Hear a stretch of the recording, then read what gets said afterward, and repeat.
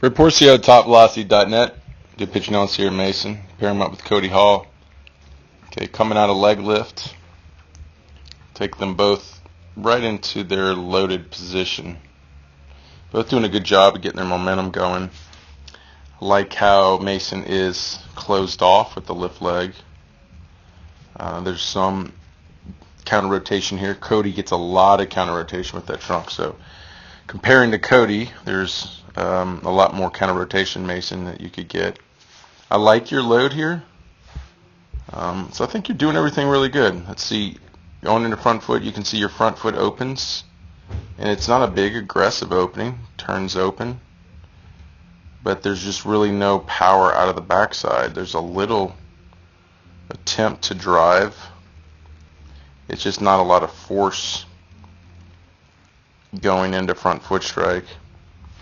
We watch Cody here open, same thing, not a big aggressive front side opening, but we see more drive out of the backside. So when he hits front foot,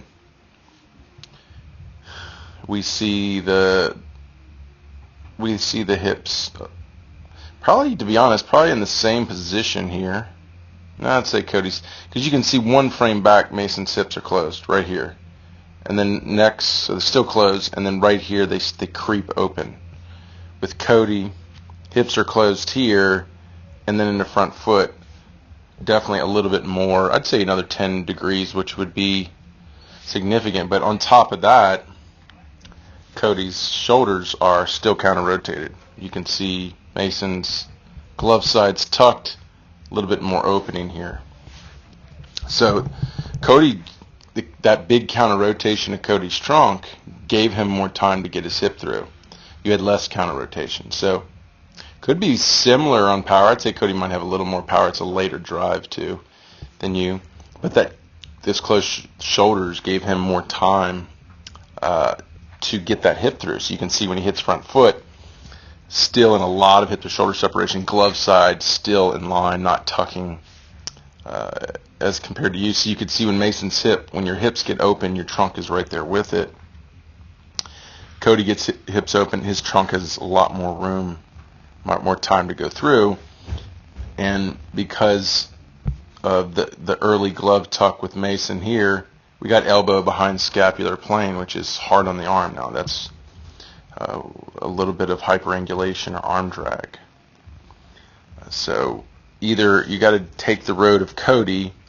I'd say you always want to go both roads. Cody's got a little bit more late power in his drive than you, and he's got a lot more counter rotation. So if you want to go down the same road, still got to get a later drive, which if we go back to the drive here, we can see the point that the back knee started to internally rotate, I'd say right here, and then Cody in that same position. I would say Cody, even though he starts to extend, he just keeps those hips moving down. I think he has more momentum coming out of leg lift, riding hips forward and down than you. So his drive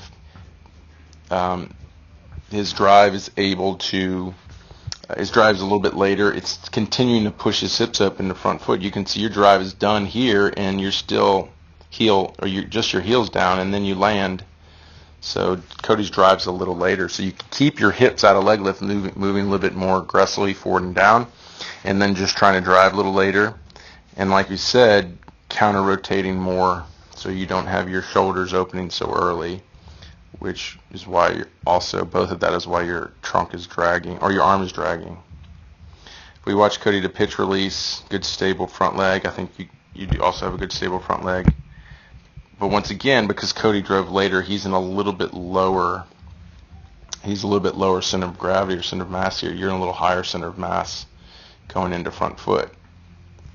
Your front leg is pretty much the same. He's just in a lower hip or lower center mass position.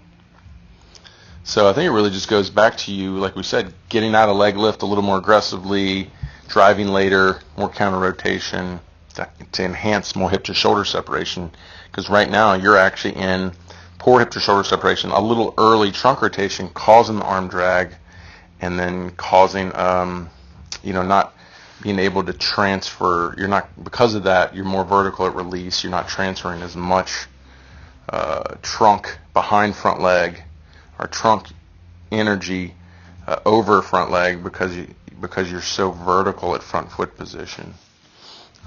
So I hope that helps. Ideally, with the drills that we would focus on, it would be like the LTE harnesses would help us get into those lower positions coming out of leg lift. Sled work would get us driving later. All the separation throws would help us work on counter rotating more in the trunk.